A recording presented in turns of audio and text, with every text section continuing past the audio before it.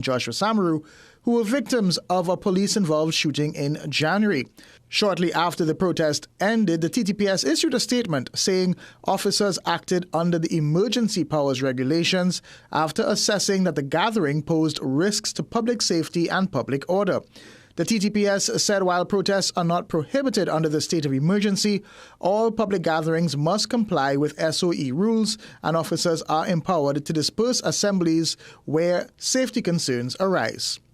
Fueled by frustration and armed with placards, relatives and friends of Joshua Samaru and Kaya Seeley had gathered outside the police headquarters on Edward Street demanding justice. The protest followed the DPP's decision to charge Seeley, the girlfriend of the late Joshua Samaru, with manslaughter in connection with his death. Seeley, who was also shot during the police-involved incident, has maintained her innocence. Protesters rejected the allegation that she was a shooter and said they don't believe that she should be held responsible for Samaru's death. Alyssa Phillip, who led the protest in song, also criticized the silence from Prime Minister Kamala Persad-Bissessar on the matter. And to the Prime Minister of our country, we are sick and tired of the hide-and-seek games. You need to address your country. The nation is bleeding. Approximately 6 innocent children died within a span of 2 months under an SOE. Tobago took a step toward healing yesterday as residents joined a peace walk for 2-year-old Angelo Tobias Plaza. The event came less than 12 hours after police confirmed Angelo's stepfather, Shannon Miller, was charged with his murder. Police also confirmed Angelo's mother, Khalifa Tobias, has been released from custody. But even as the community gathered to pray and reflect, the search for Angelo continues, with the child's body still not being found. Assemblyman Wayne Clark said the tragedy hit close to home and urged Tobagonians to stand together against violence. The peace walk was followed by an interfaith service featuring representatives of the Christian and Hindu communities. Baptist preacher Nicole Thomas called on residents not to let tragedy harden their hearts or continue a cycle of crime and violence. Assemblyman Natisha Charles Panton said the tragedy has shaken Tobago and called on the public to trust police as investigations continue. Today we know it's for little Angelo. Tomorrow it could be for you and I. So we don't have to wait until you are personally affected to get involved. You have to get involved because it's about a cause and we all have to support each other as an island, as a country. Carnival bands are still awaiting payment from the Ministry of Culture and Community Development for the 2026 Carnival season. President of the Trinidad and Tobago Carnival Bands Association, Mark Ayen, confirms payment is still outstanding when contacted yesterday. Ayen said, however, he will hold from giving a comment on the situation until the end of the month. The TTCBA president explained that a meeting was held with Minister Michelle Benjamin just over a month ago concerning the matter. According to Ayen, at that meeting, the minister asked for 6 weeks to address the situation. The TTCBA head said that 6-week window would close at the end of May. Stay tuned for another news update at the top of the hour and for a comprehensive coverage in our midday news and major newscast at 7 p.m. on CNC3.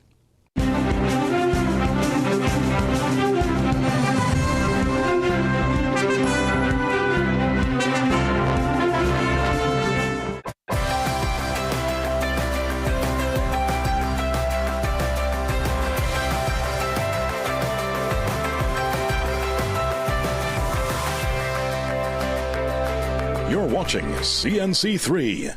A look at our city on this Monday morning, Monday the 25th of May 2026, and at least at 2025. And you know, for some reason, it's looking rather gloomy this morning. I don't know if it's a concentration of Saharan dust. Not too sure if it's inclement weather and we're going to get some rain later. If it's rain, if it's the latter, I'll actually be very happy because we definitely need a little wet up now, you know what I'm saying? Clearly the place looking rather dry, and at least last week I didn't see as many bushfires compared to the weeks prior. But I must say, look, it's very hazy. It's just, I don't know if you could actually see what's going on there. It's just really hazy. Really, really hazy. But hey, good morning, TNT. Here's hoping the weekend was well spent.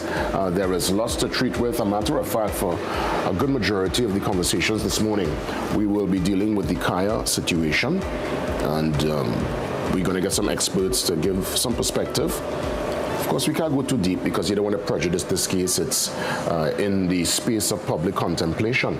So one needs to be responsible. I mean, if up to Friday, even when I gave my perspective on it, I had to really hold back. I couldn't really give my true opinion on the matter because when something's before the court, you don't want to prejudice the case. Let me just really take a quick look and see if my colleague is here. Is she in the building? Oh yes, she is here. We'll definitely put her up later. Amisha, my good colleague. Hey, can bounce the volume a little bit lower, guys? Again, only feedback. That's her right there, with the beautiful hair, all smiles, all waving. Happy birthday, Amisha. Yes, Amisha is, when I tell you, in celebration mode. That's right, so we're going to celebrate our colleague this morning, and we're going to celebrate you, TNT. Welcome. It's your Morning Brew on this Monday, the 25th of May, 2026. See you soon.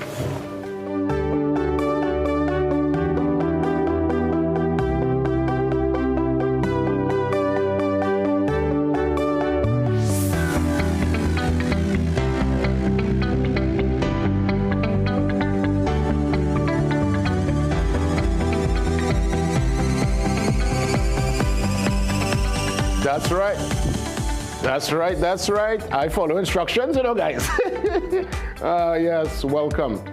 Welcome one and all. It's your Morning Brew, as mentioned. Today, Monday. Jason Williams, JW, signing on. And yet again, I extend greetings, nothing but continued life, health, success, and blessings to our colleague, Amisha. She's here with us. She's been here with us a couple of months, a real light to the newsroom, and today is her special day. We wouldn't say her particular years out loud, but I could tell you she is young, fresh, and green, as they say it. Who sang that song? Barrington Levy? Young, fresh, and green. That's right. That's right. And she obviously got her whole life ahead of her. Limitless potential. So, Amisha, go forward and make us proud. And thank you for being here, our colleague. Happy birthday. Let's see what's happening via our front page. Monday, the 25th. And as mentioned, this Kaya situation, this development that, well, it was part of the news cycle last week. It came into the public domain for public contemplation. And many are giving their, I mean, if this case was to be tried in the public domain, well, there'll be a definite outcome. However, this needs to go before the system. And to give some perspective, Dr. David Mohammed, criminologist, he's going to treat with this situation during the course of the morning.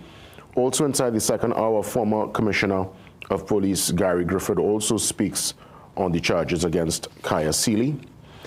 This, as I said last week, I don't even know where to start. Now, obviously, one is to assume here that the DPP and the officers, they probably have got some kind of different angle, some different kind of evidence, something that probably we're not privy to. But based on just observation and looking at this particular case, and it's so hard to look at, we have seen it one way. So unless they could establish what happened through their viewpoint, that's the only way really we could get some kind of clarity. And I continue to call for the body cameras. This brings up the conversation yet again. I said it last Friday, I'll say it again, and I'll beat it like a road march. And I could do that because myself and Blaze, we have a road march. I know what it is to win a road march. And to do it, you need to stay on point and stay on the message. And the message this time around, on a more serious tip, because back then 2010 was more feel-good fun. It's still one that people enjoy up to this day. But when it comes to national affairs, the body camera issue, I think, is one that needs to be at the top of the table. And I want to hear no small talk and no old talk about, but they bring in more speed gun. I mean, I know Officer Batson will welcome these speed guns, and road safety is of paramount importance. Yes, I agree. But also, what's important, I'll tell you, transparency and accountability when it comes to policing. Transparency and accountability. We want what the officers say take place to match up with what take place via the video evidence. And the technology is being used in every major jurisdiction, any serious policing nation. Body cameras is part of the kit. Handcuff, taser, torchlight, a pen, pad, gun, body camera. It's just part of, you go out to bat without a bat and pads and the crutch guard. No, these are just standard operations when it comes to a certain vocation calls for a certain equipment, a certain best practice armory as you go out, whether it's sports, whether it's in policing, whether it's as a doctor, a nurse, whether engineers, or even the carpenter, you must have your tools. So I'll bring up this with some of the guests this morning and see, of course, what's the latest. And I've been informed here, I've been, well, furnished with lots of information here from my producer, Nakisha and Amisha here, producers, for further clarity as it relates to types of manslaughter, voluntary manslaughter, right? What's the legal framework in terms of voluntary manslaughter and involuntary manslaughter, offenses against the Persons Act, the framework around that. There's also one called corporate manslaughter. I didn't even know that one. In cases involving corporations, Trinidad and Tobago law allows the charge of corporate manslaughter, all right? That's based on a corporation's negligence led to someone's death, right? And there are also the penalties for such. There's life imprisonment and fixed terms. So I'll go through some of the details to just give that broader perspective when we get to that discussion later on this morning. But a lot of the discussion, I could tell you from the onset, will be based on this charge laid against Kaya. And of course, there's lots of anger that's growing over the manslaughter charge in the Samaru shooting case. Also, man gunned down near PM's Philippine home. That story on page 6. Condolences indeed to the family. And I'm seeing teen charged after cyber threats made to school. That story on page 9.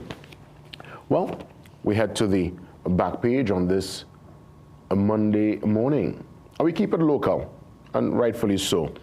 I actually thought it was going to be probably an Arsenal back page, but we keep it within the local sporting fraternity, and this time around cricket. And again, the Queen's Park reigns. Congratulations. Allen's 116 take the Queen's Park Cricket Club to the T20 Festival glory. Well done, Team Queen's Park. Always a very formidable team when it comes to the local cricket scene, and also lifting their trophy yesterday for the first time in 22 years. Arsenal, the Arsenal, back as Premier League champions. Congratulations to them. Now they march on to Budapest this Saturday for the Champions League final. And if they can pull that one off, it will be one of the greatest seasons in the club's most decorated and illustrious history. Wish the Arsenal fans and all the Gunners or Gooners, according to folks out there in the UK, the very best. It's been a global reaction to their victory, and it's been really heartwarming to sit back, enjoy, and just soak in this moment. And I guess understand that in victory, you must always reset. No victory is permanent, no loss is permanent. So after it's all said and done and the dust settles, this team needs to regroup and get themselves going for the next season, because there's one thing to be champions, but when you're champions, you are the target. And everyone is coming gunning for the Gunners next season. So I wish them the very best as they prepare not only for the Champions League final this Saturday, but they prepare for the next season, which is going to come after a World Cup that's going to cause lots of discussion in the days and weeks to come. I guess after Champions League, the focus will now be on that World Cup, USA, Mexico, and Canada. Let's see what's going on via the brief as I head across to the boss report. And this is: a competitor launches off a 30-meter platform at the Charlottesville Jetty on Saturday during the opening event of the Duds Diving League World Tour. That's right, well attended. Yeah, the man dives sideways, you know. That man dives sideways. This is a different kind of dive. I've never seen this one before. You call that taking flight. And also Nature Seekers launches Folklore Trail in Matura. Beautiful story there inside today's Guardian. Sarud is stepping in next for the boss report. We stand by. Sarud gives us details concerning all the big movers and shakers. Sarud, up next, back with us for the boss report.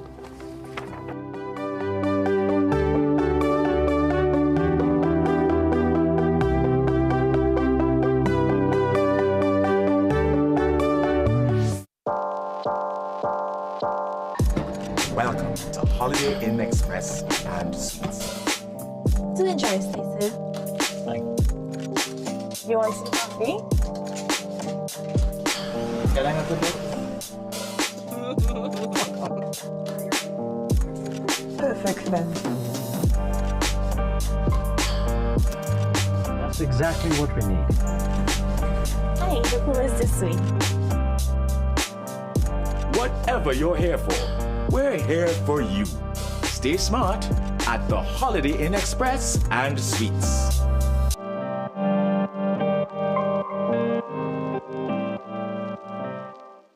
Your heart, brain, and body with omega-3. Packed with essential fatty acids, omega-3 helps support heart health, brain function, and overall wellness. Whether you're staying active, focused, or simply living life to the fullest, make omega-3 part of your daily routine. Live healthier with omega-3. Wellness that works from within. Tune in to Wellness Unlocked on CNC3 Sundays at 5 p.m., also on Monday and Wednesdays at 9:30 a.m. Hey, man. Where are you? Okay. He said 5 minutes. Anyone want dessert? Maybe he's stuck at the office? Surprise! Not yet, Carl. Bro, I'm literally at the altar right now. Relax. I'm almost there. We're like the friend who isn't always late. You have the rings. CG United. Good like that. How can you do this? You know we're already struggling and now you want to add to our problems too? Of course you're back here. Ma'am, please, I hope you listen to me. I know that for someone like you, it must be a whole lot of fun to go out and get drunk. I'll ask you this one time, that if you can't respect your daughters or care enough to avoid doing things to get yourself arrested, then at least have the basic decency not to get Alejandra involved in your reckless behavior. Don't miss the gripping drama Cabo. Sundays at 8 p.m. only on CNC3.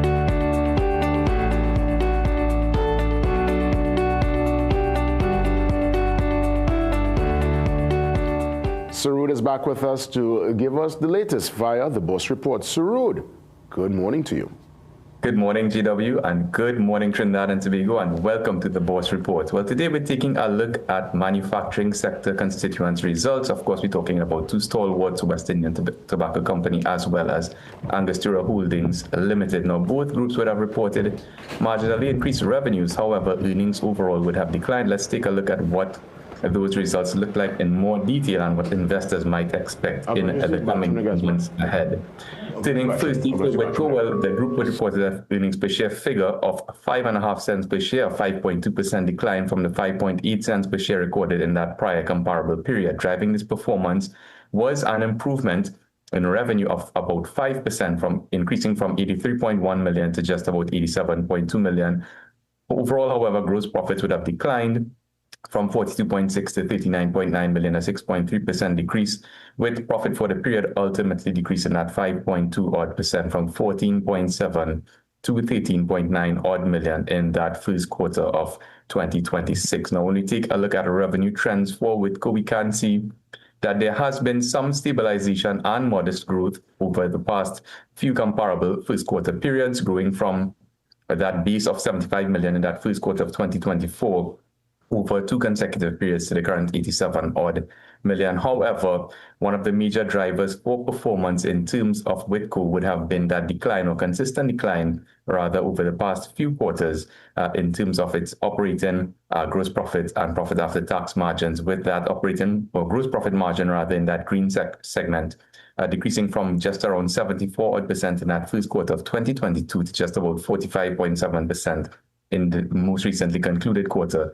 of 2026. However, profit after tax margins have also declined, but that rate of decline has slowed a bit from 18.1% in that first quarter of 2024 to just about 16 odd percent in that first quarter of 2026. Of course, factors including increased input costs and excise duties obviously weighing on the performance of Angostura as well as Witco in this particular instance for the first quarter of 2026. Now, from a trailing 12-month earnings per share perspective, we can see that there has been some continued decline in terms of that overall profitability, with that trailing earnings per share falling to 43 cents per share on that trailing 12-month basis, with trailing dividends per share also declining to just about 41%, and that 41 cents per share rather, with that trailing dividend payout ratio fluctuating fairly wildly over the past few comparable periods, but in the most recently concluded period on a trailing basis, ending up at around 96%. Now, at a price of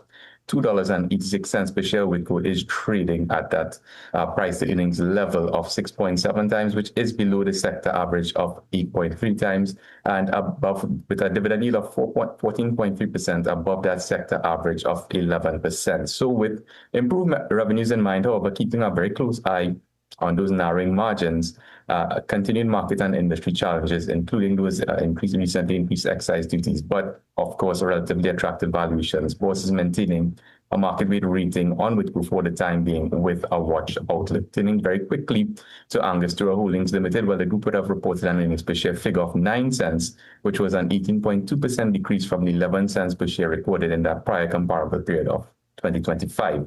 Now, like Whitco, revenues would have improved 2.6% from 220 to just about 226 million, with gross profit margins, however, also declining 12.5% from 108.7 million to just about 95.2 million. Profit before tax declining at 17.9% from 33.3 to 27.3 million, with profit for the period ultimately declining 14.6% from 22.7 to just about $19.4 million in that most recently concluded period. Like Whitco, Angostura would have recorded some improvements in overall revenue, with that 2.6% growth from $221 to $226 million in revenue, and again a second consecutive comparable period of revenue growth. However, in similar fashion to Whitco, Angostura would have experienced also declining margins, with that profit after tax margin, for example, declining from that first quarter of 2022 of around 14%. to just about 8.6% in that first quarter of 26. Gross profit margins also coming under some pressure, as well as operating profit margins falling to that 11.7% in that yellowish colored line. Now, at the price of $10.83 per share, the group is Angostura Holdings is trading at a price earnings ratio of just about 15 times, which is well above the sector average of 8.3 times, and offers investors a dividend yield of just about 3.6%, considerably below the current dividend yield sector average of 11%. So with that revenue growth in mind, however, keeping a close eye on those lower margins, as well as elevated valuations, particularly relative to that sector average, boss will be maintaining a market weight rating on Angostura for the time being, with a stable outlook as it continues to navigate a fairly dynamic environment in terms of its the excise and regulatory environment, as well as the overall sales environment. But that's it for this week's edition. For more information, you can give us a call at 226-8773 or 2BOSS. Email us at info@bossfinancial.com. And of course, you can check out our website at bossinvestment.com, where all of our research is absolutely free. And you can catch this article in today's business section of the Trinidad and Tobago Guardian newspaper. So until next time, stay safe, happy investing, and we'll see you again on the Boss Report.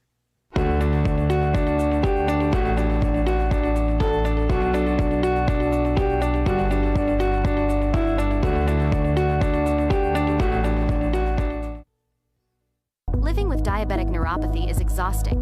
The burning pain and tingling that won't go away? Introducing Myolaxin D Gel, made for pain relief.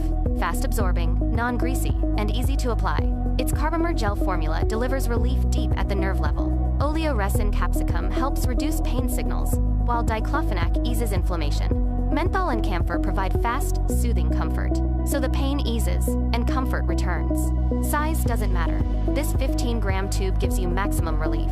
Myolaxin D Gel, available at pharmacies nationwide.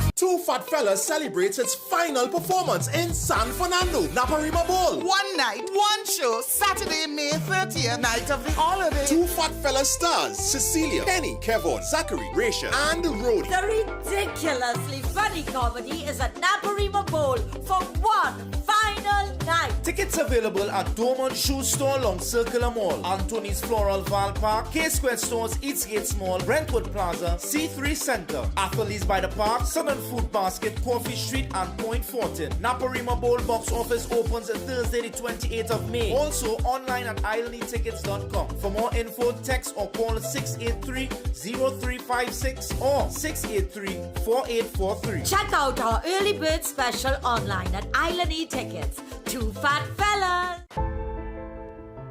In the ever-changing media landscape, we at Guardian Media strive always to put you, our viewers and readers, first. We strive to uphold the time-honored tenets of responsible journalism. For us, accuracy is key.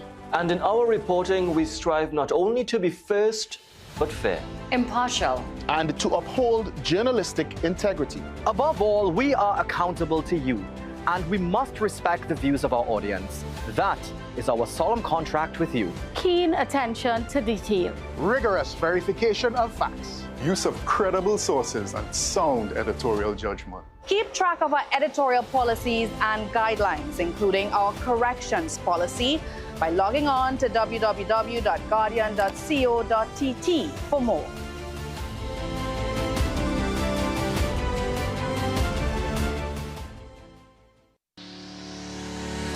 The fact that they ask the questions, those challenging questions that no other media house would ask. So, shed light on those things that are in the dark, those stories that no one else wants to cover. I grew up reading The Guardian, actually. It's a household name. About The Guardian, one thing that I like, the human interest stories have increased. See the investigative pieces on the human trafficking. I find that very interesting. You go more in depth. On sports, especially local sports, and that's one of my highlights for The Guardian. Yeah, I've been in Guardian since The Guardian started coming out, started working. I was a newspaper man. Could the stories that are being covered are well detailed and you get more facts. Also, I think the editorials, I think they're doing a good job on this speaking the truth, and they're challenging the government to make things better. Me in particular, of recently, the last 2-3 months, I've been reading The Guardian. I'm seeing a lot of news about the neighborhoods and the communities, and I even saw my community featured, and I was proud. The Guardian. The Guardian? Guardian. Trinidad Guardian. The Guardian. The Guardian. Trinidad Guardian. The Guardian is my first choice. This is more than just music.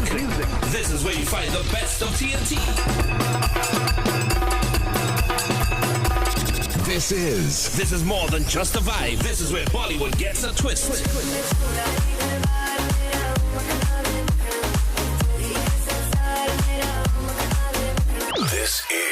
This is more than just energy. This is Bhangra and indie pop too.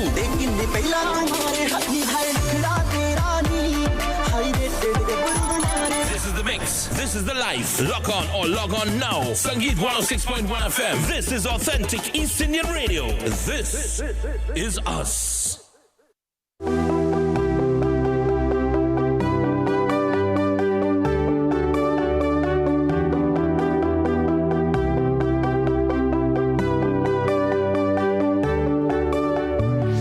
Let's get into that very important conversation of trust and accountability. As mentioned, lots of the discussion this morning will be on the development last week where Kaya, she's been charged with the Samaru shooting, or the Samaru murder, as it were, well, the killing, as it were. And, of course, many are weighing in. It's up for public contemplation, and we're going to treat with some of the underlying issues. And to really give us perspective this morning, Dr. David Mohammed joins me this morning through the criminologist lens, because I know you're a man that wears many a hat and you see things through different lens. But let's look at it via your studies in criminology, and obviously many are asking for accountability, many are asking for that transparency that comes with policing and comes with that responsibility of securing a nation. But I want to treat with something first before we get to this Kaya scenario. I saw recently the commissioner, he would have been, I would say, people challenged him when it, talking here about the patch, the Punisher patch that was on some of the officers' uniform. Of course, it's not there anymore. So I think even through that particular development very early in his tenure, you saw a particular messaging, probably a hardline messaging. The commissioner speaks very forceful. He's telling the criminals this is not the way. And I guess he would have learned from commissioners of the past, because for some reason, we all live here, Dr. Mohammed, we understand that they always bring up Mr. Burrows, Randolph Burrows. Before my time, they use him as a template because he was this hardline, strong man, boots on the ground, rolling in the bush, gun in hand commissioner. And it seems the nation wants that kind of styling. So how does one balance the expectation of the country? How does one balance the live reality of what we're treating with the criminal elements who are clearly brazen and don't care, but at the same time doing all this within the context of justice and fairness and justice? I know there was a lot I said there, but I just wanted to kind of create... I fully can relate to what you're saying, because it is without a doubt a fairly delicate balancing act for a commissioner of police to, one, at times demonstrate some measure of compassion for the general public, but at the same time take this very hardline approach. And we have heard at different points over the last few decades, at various times, when the country becomes frustrated and stressed over the crime situation, these kinds of calls or requests for a Randolph Burrows type of leadership within the police. What concerns me about that, though, is that there seems to be a willingness to accept the negative baggage that comes along with that, because our historical records would show that while Randolph Burrows would have been effective in crime fighting from one angle, there's overwhelming evidence and questionable accounts regarding his approach to the drug trade, because he single-handedly intervened adversely against a number of drug awareness programs that were being taught in the schools in the 1970s. And he had replaced individuals with members of his own circle, and the whole idea of the flying squad, of which many former members themselves have come forth and testified against the what was seen as a kind of purely crime-fighting nature of that group. There have been way too many skeletons in the closet regarding Mr. Burrows' tenure. But the sad thing about it is that the public becomes so steeped in a state of being at their wits' end about the crime situation that we're willing, it seems, to have the kind of draconian, hardline, even bloodthirsty policing in exchange for solving the crime problem. But I see the aspects of his kind of leadership that could help, and we have seen bits and pieces of his character reproduced in some of the personalities of subsequent commissioners. But I think we as a nation have to be very cautious about inviting that sentiment in policing. You see, the nation is at a kind of crossroad where, and I see Jamaica, they've gone through a similar reality to the point now where when the officers in Jamaica hold on to gunmen or known shooters in an area and they deal with them severely, the community, they turn a blind eye, they say one is gone. Yeah. And we are seeing a similar scenario, but there's still a part of Trinidad and Tobago because, again, we are so polarized, so diverse in terms of our perspective. There's a major cross-section. They're calling for the hangman. They want to see blood. They want a serious iron fist to treat with the criminal elements in a severe way, because as far as they're concerned, we have been on the receiving end of that act of violence. And when the officers, police officers, act accordingly, the claim is always they were shot upon and they responded with force. There's a cross-section that obviously, you know, when they see that kind of action, especially when it's recorded, They throw up their hands, but there are many who want the officers.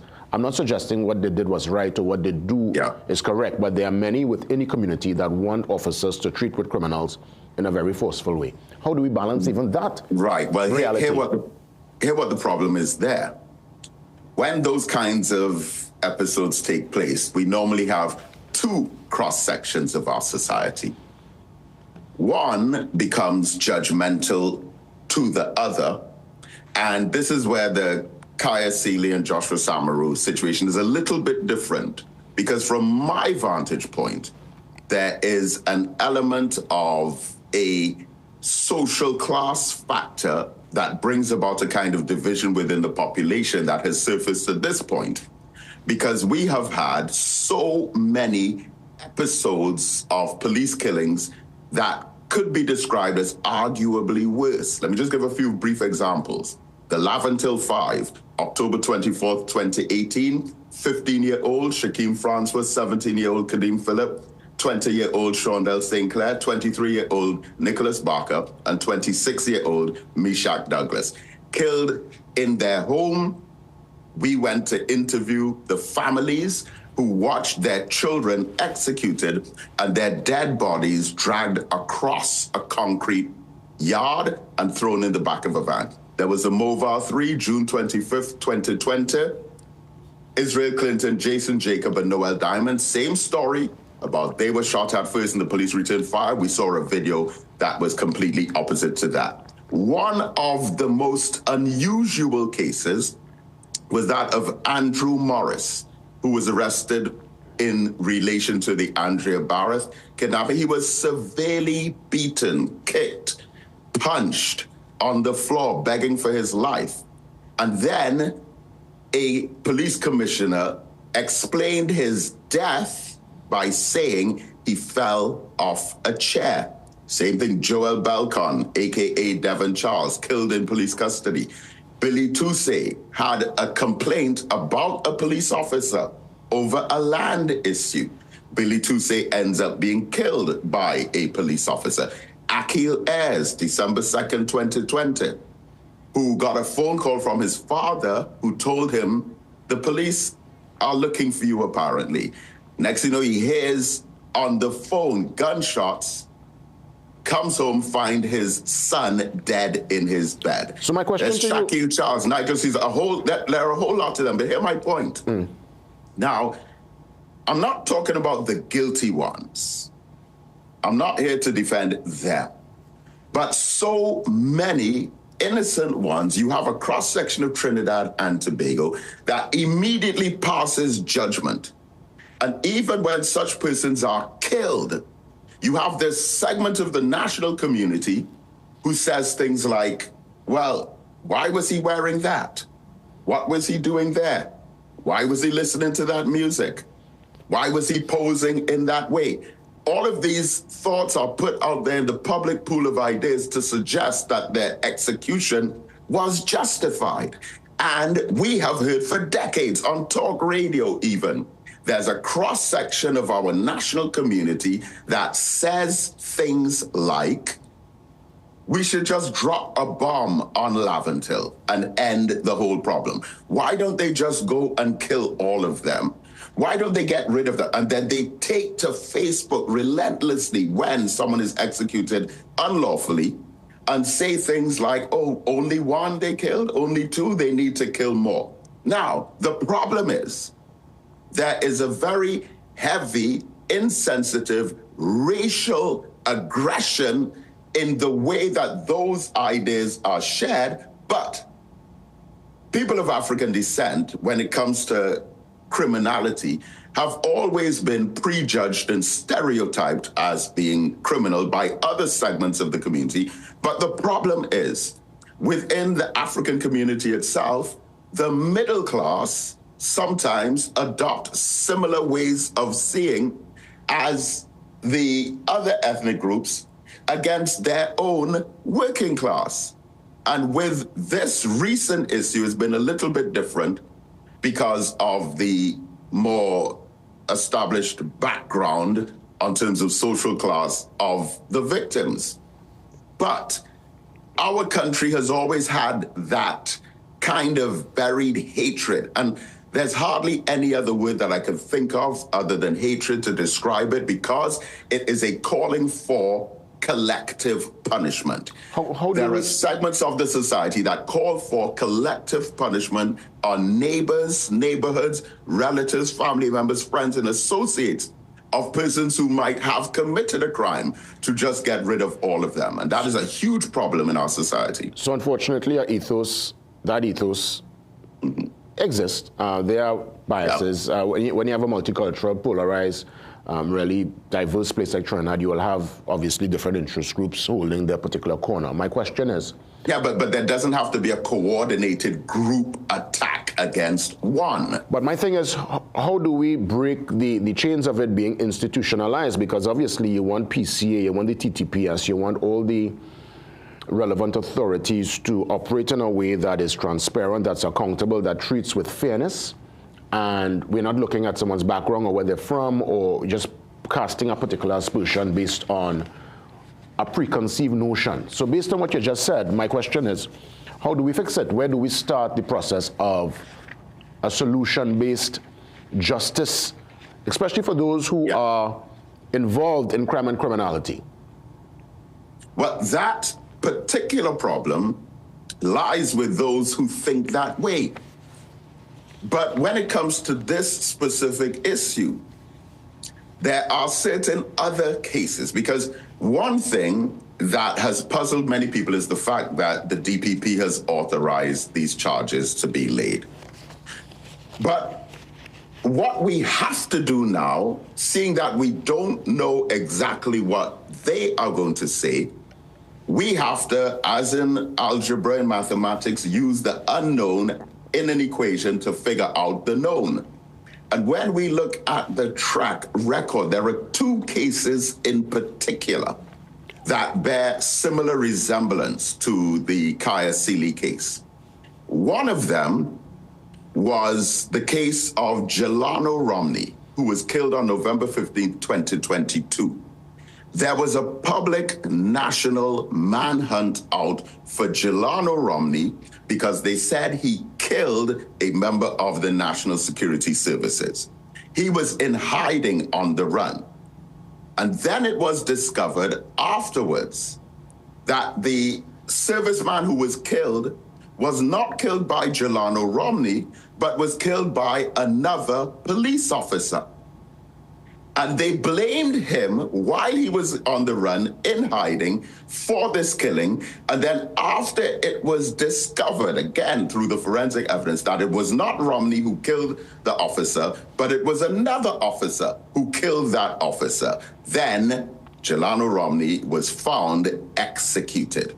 The second similar case was with the killing of a soldier, Kavern Miller, 42 years old, at his Point Fortin home. This was January 15th, 2021.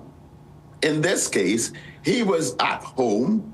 A police officer came to disperse a crowd, and he was shot 4 times in the back by another police officer, and there was an attempt to blame someone else. It was like a gathering, a social gathering or a party.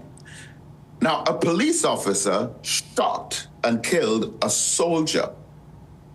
And there was an attempt to blame a member of the public. So those two cases, the killing of Kavern Miller, 42, in Point Fortin, January 2021, and the killing of Jelano Romney, November 15, 2022, are two cases where police killed individuals.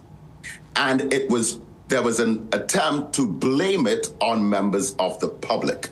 Now, what we're seeing with the Kaya Seeley case seems to be quite similar based on the evidence that the public has been provided with thus far, as far as the videotape evidence. But by the fact that things like this can happen, and in such events, seeing that there is a risk or a possibility of law enforcement officers being charged with murder, if we look at the record and use the known to figure out the unknown, you see a distinct pattern in how extrajudicial killings can take place. Yes, we've seen that hundreds of times because the police have killed more people in Trinidad and Tobago than criminals have killed people in other Caribbean societies. So we're already accustomed to that part. But here you have 3 cases of police officers killing persons and it being blamed on the general public. And our population cannot afford to turn a blind eye to those real life episodes that we tend to forget about. Let me ask directly, Dr. Mohammed. You think the body cameras, if implemented, because right now it's still a major talking point, it's not part of the police uniform just yet. You think if these body cameras are part of the full kit, we might see some kind of change in behavior? It could bring about any kind of, what's your take on that body camera development, and how soon do we need that? Do we need it as soon as yesterday? Absolutely, and I have lent my voice to calling for this along with my brother Fuad Abu Bakr for a very long time. And to me, I see it like, because sometimes I will lament in travel, right? So I've been to 41 countries, and even in traveling around the Caribbean, places like Barbados, St. Lucia, Jamaica, for several years ahead of us, you have these computerized immigration forms.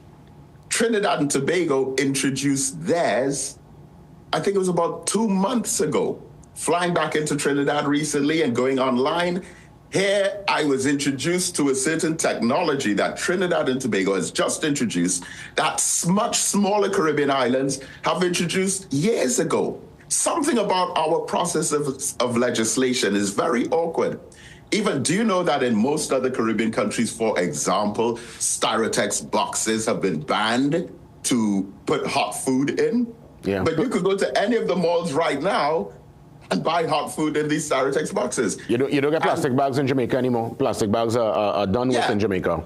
A lot of things, even the cover of these bottles, by law in some countries, the cover of the bottle has to be attached to the top of the bottle because they get lost in rivers and drains and clog up and so on. But when it comes to these kinds of things, and I see the police body cams is the same way, something that is an essential component in crime fighting in so many other countries where justice is being guaranteed to members of the general public, it is as if we are waiting for a major crisis, of which we have already had many, before we make a decision to step out in the right direction regarding those things. And it brings to mind another case, which was Franklin De Freitas, January 15th, 2021, who was exercising the Lady Chancellor, get shot multiple times by the police, broad daylight in the morning, and then the story. Let me ask you, you think the lack of body cameras, that lack of accountability is being done intentionally so the gray area could remain gray? Because it's supposed to be black and white, but there are always gray areas in every scenario, and I wonder sometimes if the gray area is done by design to keep it that way. It's possible, but I think, and I cannot help but reflect on the fact that we have so many cases like this where rogue law enforcement have gotten away with it.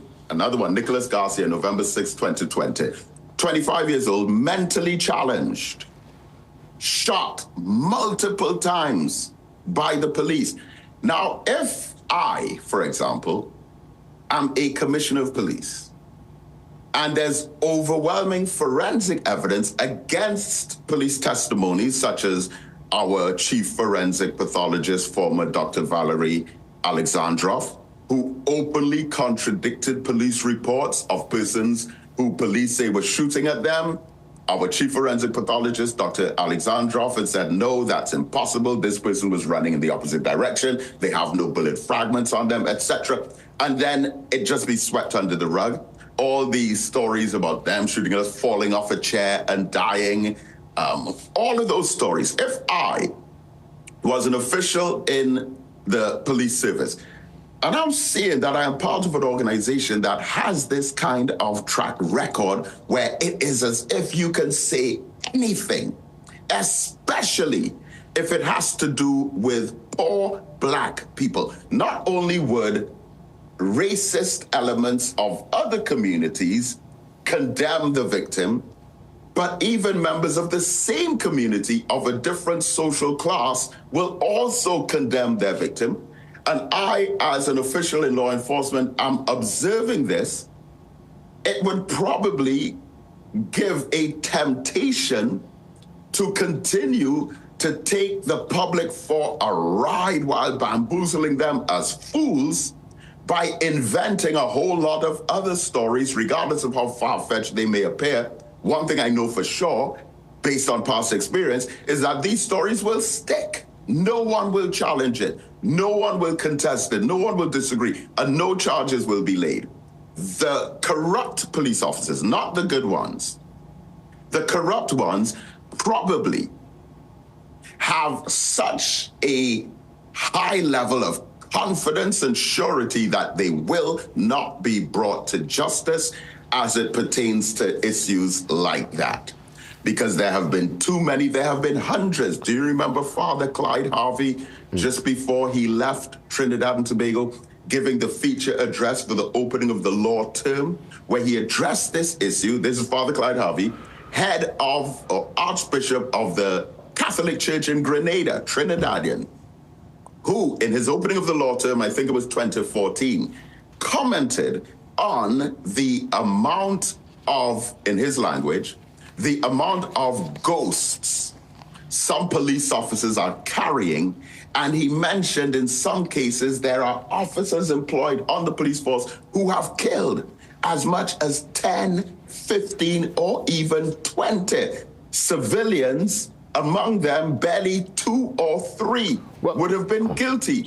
And again, this is common knowledge. So based on what you're saying, lots of the issues are institutionalized. And I'm trying to figure out in the remaining minutes, how do we come to a solution? Where do we start to fix this problem? What's your recommendation?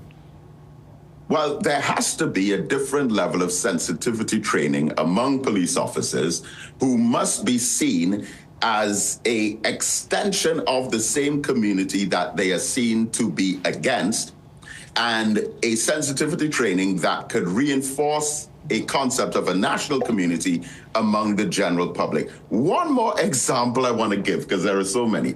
17-year-old Ricardo Muhammad at a public event was slapped by a police officer. That is not unusual. But the next day, he was killed by accident by the same police officer who slapped him the day before. That goes back to the statement by David West, the head of the Police Complaints Authority, who said the police are operating like the biggest gang in a country where we have a huge gang problem. Now, there are people in this society right now who would say that I am defending criminals, when I am speaking specifically and exclusively about the innocent people who were killed, not the criminals. That's a completely other story. But again, because there's this deeply rooted belief in collective punishment that all people who look like them, live near them, are neighbors or even relatives or friends or associates or even went to school with them should be treated in the same way. And that is like a national cancer, because there are so many people in our society who think that way until the crime problem gets to their doorstep and one of their loved ones have now become profiled and highlighted as a victim, even though they are a victim, are highlighted as a perpetrator in our society. Let me ask you finally, in the minute that remains, you think with this particular charge now on Kaya Sealy, the public, are they going into a deeper state of doubt and skepticism when it comes to not only the TTPS, but the justice system? I mean, what's the message you think, the overwhelming message with this charge as it pertains to the public's being able to digest this or trying to make sense of this? Yes, I think it was a miscalculation on the part of the state to bring forth this story, especially with the confidence of not properly explaining what it is that they saw. In one of the sociology courses that I teach at the University of the West Indies School of Business, one of the group research projects for the last 8 or 9 years has been our students in research groups survey and design interviews and questionnaires on the public perception of trust for the police service. And long before this happened, long before many of these other cases that I mentioned happened, there have been low levels of trust. But I think it was a miscalculation, because my question has been to, and I say this with the deepest of respect, to many of those who have come forth and lifted their voices in protest on the killing of Joshua Samaru and the shooting of Kaisili. And I stand 100% with all of them. However, I asked the question to some of them, that where were those voices when the Laventil 5 were executed in Trumarket? Where were those voices when the Movar 3 were executed on camera, similar kind of way? Where were those voices for Joel Belcono, Andrew Morris, or Akil Ayres, Shaquille Charles, Nigel Blackboy Caesar, Tristan Cobbler, all of whom have overwhelming evidence of their innocence? My question to our community is, where were these voices then? And the answer to that is the social class barriers and problems that exist within our community have created so many obstacles and impediments of division that they prevent us from being able to unite with one another at the right time. So many came out for this case, but didn't come out for others. And for as long as we remain selective by picking and choosing which causes we think are right and wrong, when they're all wrong, that weakens the general public's position to call for justice. Thank you so much, Dr. David Mohammed. All the best, and we will continue the discussion, I'm sure. Thank you. Thank you, Jason. All the best. Thank you so much.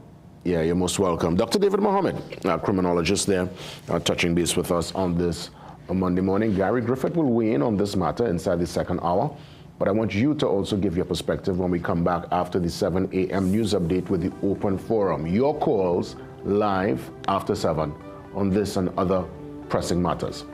See you soon.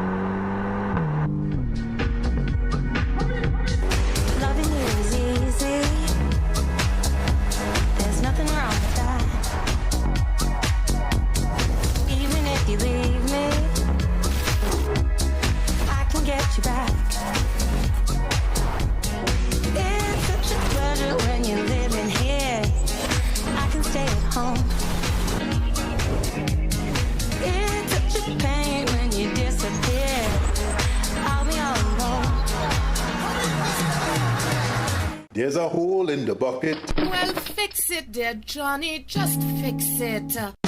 And while you're doing that, remember the roof is leaking, the house needs painting, all those kitchen tiles need changing. So tell me, Johnny, what about the plumbing? The driveway needs paving. Plus, you promised to add a new room to the house. I find it's about time.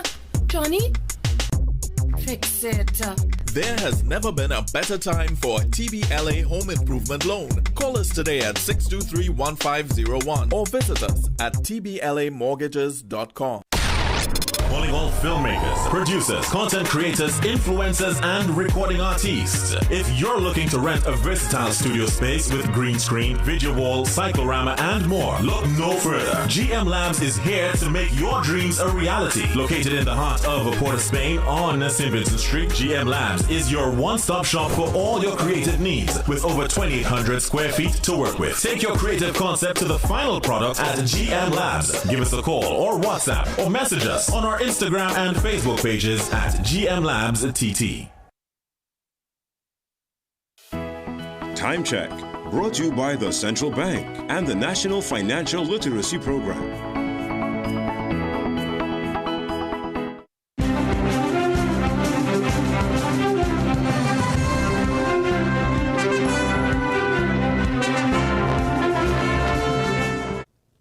Good morning, I'm Keyshawn Haynes with headline news on CNC3 and the TBC radio network. Former Police Commissioner Gary Griffith is questioning the rationale behind charging Kaya Seeley. In a social media post, Griffith says the charges can erode public trust and confidence in the police service. He says the way officers approached the vehicle is not in keeping with proper training, and he adds that the fact that she was allowed to leave the country while being a suspect is questionable. Also commenting on the charges is former Minister in the Ministry of Education, Dr. Lovell Francis. Francis, who says he is a personal friend of Police Commissioner Alistair Guevara, says the intelligence of the public is being insulted. He says the charges are suggestive of an emboldening of extrajudicial modus operandi by the police, which must be stopped before it reaches a point of no return. A man was shot dead just meters from Prime Minister Kamala Persad-Bissessa's residence in Philippines on Saturday night. Police said 35-year-old Hollis Anthony Coilas, also known as Christopher, was at the Chill Bar and Lounge shortly before midnight when he was called out to a vehicle and shot by two masked men. Family members described him as a hard-working and caring individual, but said he had been fearful for his life after an altercation earlier this year. His sister Crystal questioned how such a brazen killing could happen so close to the Prime Minister's home and said the family is struggling to cope with the loss. Meanwhile, police are also investigating the shooting death of a man in Wallerfield. According to police, they received a report of gunshots at Brazil Road and later found the victim, who is yet to be identified. The man was wearing black short pants and a jersey and was wearing a grey sneakers. He is of mixed descent and dark brown in complexion. Tobago took a step toward healing yesterday as residents joined a peace walk for 2-year-old Angelo Tobias Plaza. The event came less than 12 hours after police confirmed Angelo's stepfather, Shannon Miller, was charged with his murder. Police also confirmed Angelo's mother, Khalifa Tobias, has been released from custody. But even as the community gathered to pray and reflect, the search for Angelo continues, with the child's body still not being found. Assemblyman Wayne Clark said the tragedy hit close to home and urged Tobagonians to stand together against violence. The peace walk was followed by an interfaith service featuring representatives of the Christian and Hindu communities. Baptist preacher Nicole Thomas called on residents not to let tragedy harden their hearts or continue a cycle of crime and violence. Assemblyman Natisha Charles Panton said the tragedy has shaken Tobago and called on the public to trust police as investigations continue.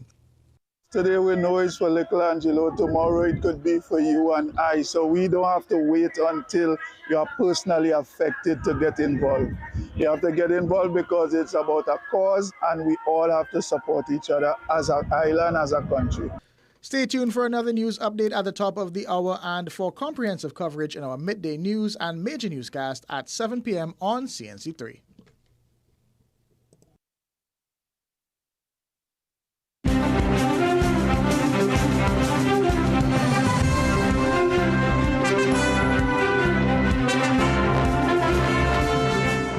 Heart disease is the #1 cause of death in Trinidad and Tobago, driven by two silent threats, diabetes and high cholesterol. But now there's a powerful ally, introducing Berberine Plus by Asia Nutrition, clinically proven to stabilize blood sugar and keep cholesterol levels in check.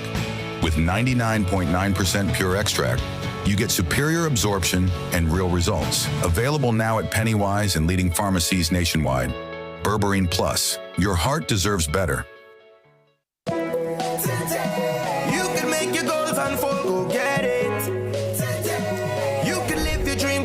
Let's do this. You can get the help you need to succeed with Rand Credit Union. You can believe that you can achieve. Big goals, small ones too. Rand Credit Union, we've got you. No more waiting, that won't do. Make someday today. One life, so make it good.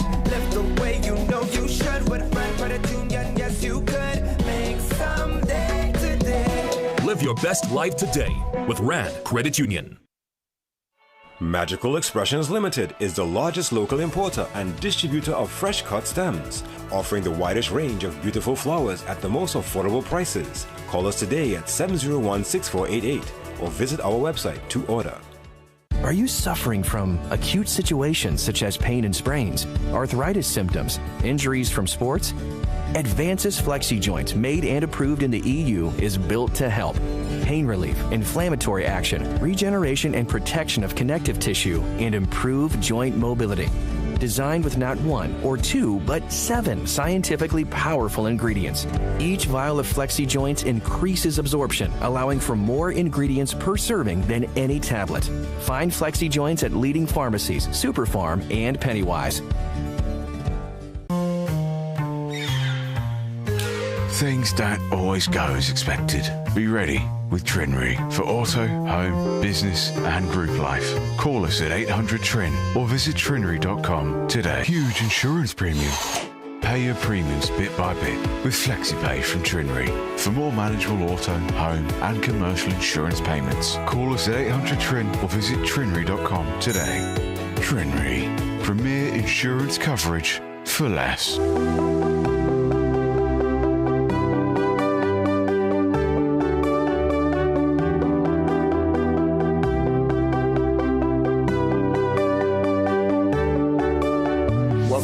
Second hour on your Monday the 25th. Let's get into the open forum. Your perspective, your opinion, your voice, live. Shogunas standing by. Shogunas, good morning. Pleasant good day, Jason. Good day, Shogunas. Welcome. Thank you. All right, here's what. This whole fiasco with the police and Joshua Samaru and the young lady, let me tell you something. This is this has got to be a moment in history, right? To be put down as a laughing stock of the police service, right? And a laughing stock of the whole judicial system, all right? I mean, we would have seen clearly what would have taken place. And for the commissioner now, or should I say not only the commissioner, but for the DPP now, to do the necessaries to have this woman be responsible for the killing of Mr. Samaru. Let me tell you something. This, by clear, far and large, sends a wrong message to society, Jason. If it is that the commissioner, right, and by extension the police services asking the members of the public to be cooperative and to be supportive and to work with them relevant to the fight against crime. But now look at what they are doing and look at what they are putting in to be where legality is concerned. Shogunas, I want to just put this little caveat inside there. Now, I understand totally what you're saying, because if you notice Friday, even with my commentary, I said I was rather surprised by the development. The only thing I could imagine, Shogunas, and I want you to share with me what you think about this. They probably have an angle or have some kind of evidence that we probably clearly don't know just yet. And until they reveal what the DPP would have seen or what evidence is new to this case, because we saw via the CCTV footage, but unless they have some other piece of evidence, some blockbuster evidence, Shogunas, that's the only way I can see the DPP making a decision to charge Kaya. What do you think about that, Shogunas? Jason, let me tell you something. This is going to play out like this, right? This is going to play out like this, how I'm saying it here. Years are going to go by with respect to this whole situation. This lady, because of her situation, right, if it is that they do catch up with her, if it is she does surrender, or whatever the case is, right, she'll be placed on bail, right, especially because of her condition where health is, with respect to health. This will go along for a few years well. And just like that, it will just that's it there. Yeah. It will let me tell you something. They will just find her not guilty of doing any wrongdoing. Some sort of something will come into the legality of everything. This is just a matter of protecting these police. Let me tell you something. Jason, people cannot have respect for police because this could be you or me tomorrow, no, Jason. This could be your son or my son tomorrow. Understand what I'm saying? And the police cannot be a law unto themselves, right? But like I always say, God in charge of everything. Thank you. The second thing I would like to say, Jason, with respect to the school violence last week, this is not only a matter of assault by beating, but depending on the severity of the condition of the boy, right? They should charge these young men for attempted murder, right? And have their parents be responsible to a certain angle also. Because let me tell you this, right? These things just can't be going on just so people. I mean, let me tell you something. If these young fellas do want to go to school, right?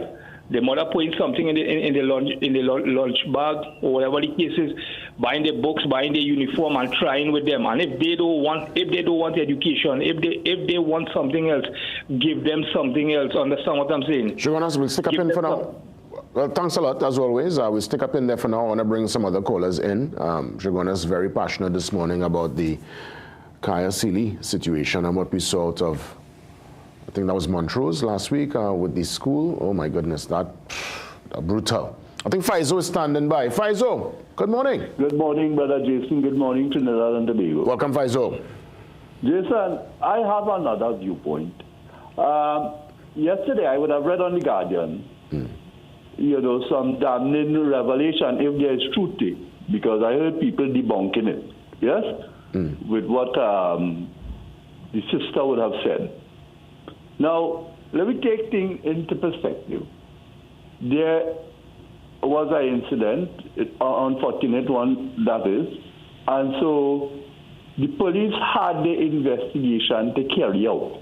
Investigation simply means that we are going on a fact-finding mission, yes? And so the police would have done the work. They would have been, in possession of the telephone. They would have taken it to forensics and what have you. We don't know what kind of information the DPP would have at hand till they charges. I mean, Mr. Gaspar is a man of very high repute. So, I can't tarnish his name. And it's seemingly we're heading into that direction. The police didn't lay any charges. The police presented evidence.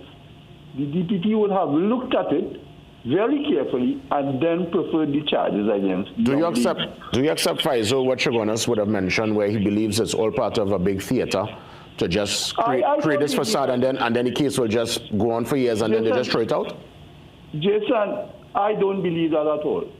You see, and this is where things come. This is where things get bad. We start to speculate early o'clock before anything has happened.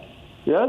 If the investigation has started, remember that this thing is going to go before the court. There are certain evidence that they will not want to reveal to prejudice the trial. I imagine the DPP would have had that in his mind. So I am thinking, let us give it a chance, let it play out. Look, I remember when they charged David Lee. Remember David Lee? Yeah. Yeah. Everybody was up. The DPP was the greatest at that time. So everything seemed to be hinging on a little bit of politics. But let's deal with the fact. Let's give the people a chance to do their work. If they have to be found wanting at the end of the day, I think the necessary action should be taken to prosecute whoever is the guilty party. Thank you, Faizo. Thank you very much, my friend. Thank you, Faizo. Let's head to Diego Martin, West Side. Diego Martin, you're live. Hello. Hi, Diego Martin. Good morning. Good morning. Morning. I want to say to Mr. Shogunas, he's a very selfish person. If you did not stop Mr. Shogunas this morning, I think he would have gone for the next 5 minutes. So I feel you better bring him in as a co-host. He wants to be a co-host. Anyway, let me move on. This Samaru killing, this reminds me of the situation that happened in Rich Plain. Thank God, I now understand why the TTPS want to wear body cams. Because with the situation with that young man in Rich Plain, where he was running from the police, and they say he shot the police who died in the chase. Thank God, there is something called an autopsy, that the autopsy revealed the police officer was shot at the back of his head. You can't be running from the police and shoot a man at the back of his head. It would have to be in his forehead, in his chest. Right now, 2 of his colleagues are charged for his death, right? So I don't understand the TTPS is looking so bad with this nonsense that is taking place. Lord, all I could say, Lord, graciously help TNT. JW, you have a blessed day. Same to you, Diego Martin. Yes, I remember that Rich Plains situation, and autopsy really was able to debunk what would have been the original story. All people are asking for is just accountability and transparency, you know, that's all. People want to trust. We're all on the same page. We want a better Trinidad and Tobago, but it can't be that those who are supposed to be holding up the banner of law and justice are the ones. I will stick up in there. Let me head to Santa Cruz. Santa Cruz, good morning. It's been a minute. Yeah, morning, Jason, and morning to the people of Santa Cruz. At least I must start by saying that we are interesting times as such. And when you're looking at what is happening in the police force with respect to the whole summary issue, I believe in fairness to both sides and in fairness to the people of this country who has a different point of view. I believe that Judge Party DPP should come in and re-examine the evidence that the police brought before him, because he is saying charge based on evidence that the police give to him. And I know that he is a man of integrity. I believe he should now look at the evidence and re-examine it and ask that the case be reopened and new evidence brought before him.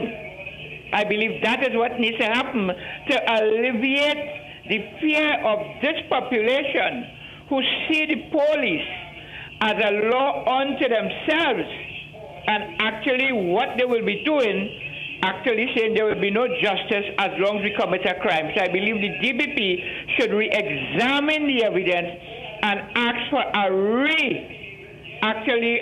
intervention in terms of new evidence to come before him. My second point is with this violence in school, Jason.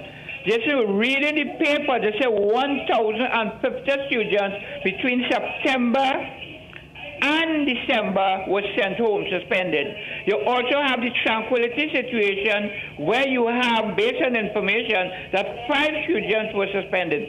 Jason, what should happen is that the government have to look at the whole question of suspension and where these children would end up. So what I believe is that they should open the MyLab program, whereby the suspension means they say compulsory introduction into the MyLab program, and they do not end up on the roadside or home with nothing to do, and next thing you hear they get killed, robbing people and things like that. You must take action, fine, but action with a result of you have to go here compulsory. Thank you, Jason. Thank the people of Santa Cruz. God bless Trinidad and Tobago. Yeah, that's Santa Cruz checking in.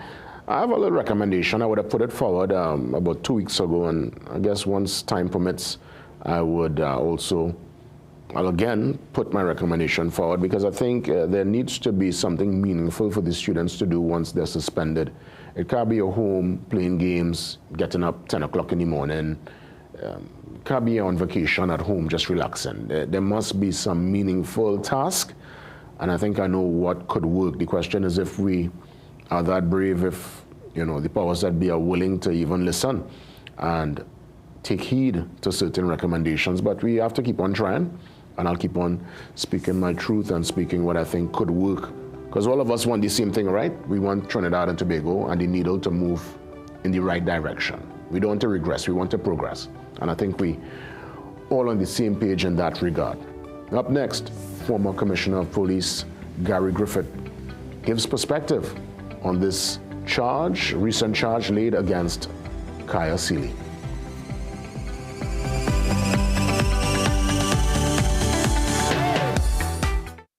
Just got your CXC or CAPE results? Then start your degree today at CTS College and choose from many of our pathways in business management, business administration, human resource management, marketing, finance, management information systems, computer engineering, computing and information systems. Full and partial scholarships are available. CTS College, where education is beyond academics. Welcome to a new era of driving in Trinidad and Tobago.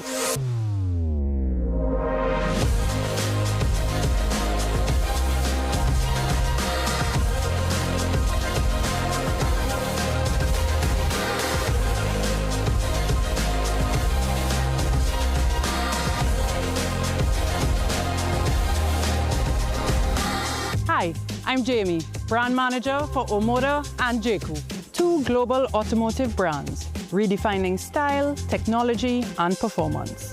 These brands are built on innovation, precision engineering, and forward-thinking design. Whether you're drawn to modern sophistication or bold capability, there's something here for you. Let me introduce to you the Omoda C5, a sleek, turbocharged crossover designed for everyday style and comfort. The J.Crew J6, a rugged, all-electric SUV built for adventure on or off the road. The J.Crew J7, available in petrol and plug-in hybrid, combining efficiency with refined performance. And the J.Crew J8, a premium SUV experience where luxury meets advanced technology.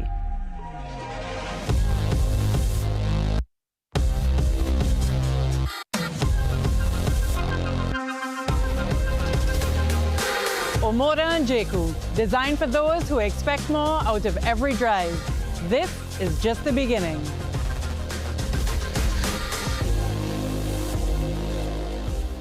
Introducing Advancis Energy Vitamins.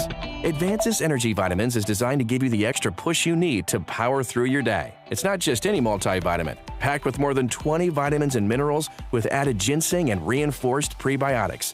A unique synergistic formula that you will find nowhere else. To help you experience more sustained energy, feel more alive and alert to keep you going strong all day long. See the difference now with Advancis Energy Vitamins. Available at leading pharmacies and Pennywise nationwide. KC Ginger Mint, your trusted and natural wellness. Now with healthier options. KC Ginger Mint with honey and lime. KC Ginger Mint with orange and KC Ginger Mint with lemon. KC Ginger, honey, lemon, lime, and orange. Natural and trusted for generations for soothing sore throats and digestion and boost immunity. Get your new KC Candy Ginger Mint extended range today and breathe naturally.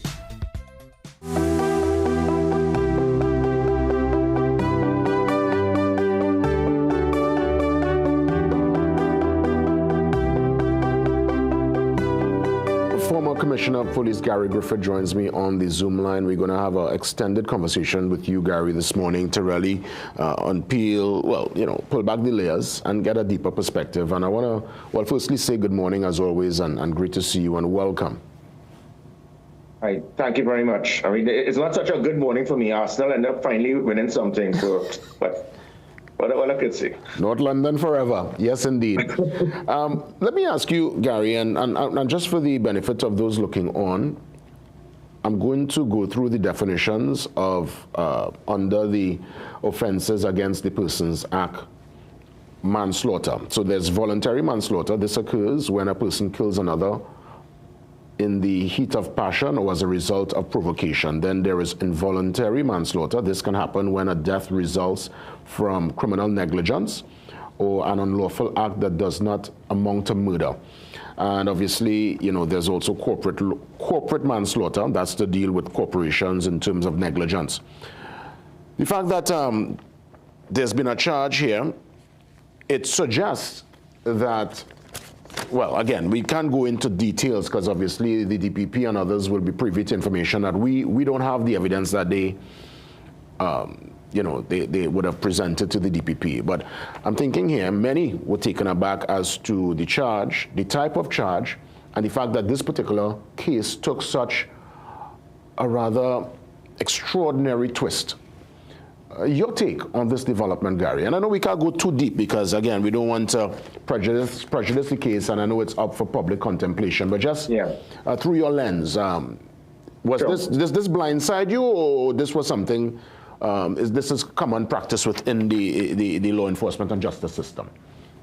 No, it happens. Situations like this, it happens worldwide, where there can be a armed conflict between law enforcement agencies and others, and someone may be an innocent bystander, and the police can be involved in that type of armed conflict. And if the police end up shooting that person who was not a target, and the person was not actually attacking the police officers, but that person is now killed, the person who was actually firing at the police officers can actually be charged for involuntary manslaughter. It has happened before. So that is not, but so, and that is to clarify, there's a perception that people believe she's been charged for manslaughter because she's been accused of actually shooting Mr. Samru. That is not what this is about. This is the allegation that police officers were involved in armed conflict with her. She was actually firing at police officers, and police in their reason to defend themselves return fire, and by Mr. Samru being killed, she's now being charged. That is what it is.